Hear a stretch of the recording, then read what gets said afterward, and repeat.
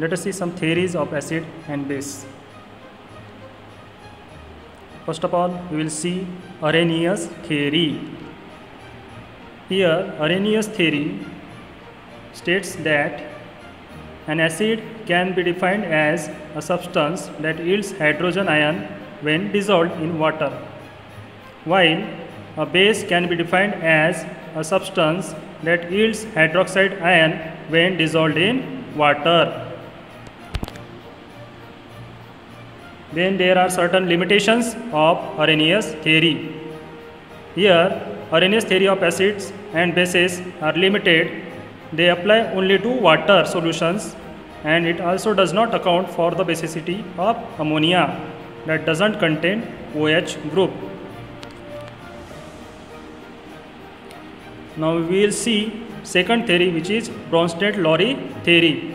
According to this theory, an acid is a substance having a tendency to donate one or more protons, while a base is a substance having a tendency to accept one or more protons. Here we can see some examples. Then let us see Lewis theory. According to this theory, an acid is any species which can accept a pair of electrons, while a base is any species which can donate a pair of electrons. So let us see what are the properties of acid and base. What are the properties of acid and base? We will see what are the properties of acid and base. Let us see properties of acid. Acids have sour taste. Here the acids change the color of litmus from blue to red. Then acids react with certain metal to produce hydrogen gas. Aqueous solution of acid conduct electricity, and they react with base to form salt and water. Now we will see the properties of base. Here the base have bitter taste. Then they feel slippery and soapy feel on skin. They change the color of litmus from red to blue. Aqueous solution of base conduct electricity, and they react with acids to form salt and water. Now we will see the process of neutralization. Neutralization is a process when acid and base react with each other to form salt and water. Here hydrochloric acid reacts with sodium hydroxide to give salt and water. Now let us see basicity of an acid. The number of replaceable or ionizable hydrogen atoms present in a molecule of an acid is called basicity of an acid. Here mono means one and protic means proton, that is monoprotic acid. Then another type is diprotic acid, and third type is triprotic acid, depending upon the number of protons. Now let us see what is strong acid. An acid that yields large number of hydrogen ions in aqueous solution is said to be strong acid, while an acid which dissociate to a small extent in water to yield H plus ions is said to be weak acid. Now let us see strength of base. Then what is strong base? A base that yields large number of hydroxide ions in aqueous solution is said to be a strong base. And what is weak base? A base which dissociate to small extent in water to yield OH minus ions is said to be weak base.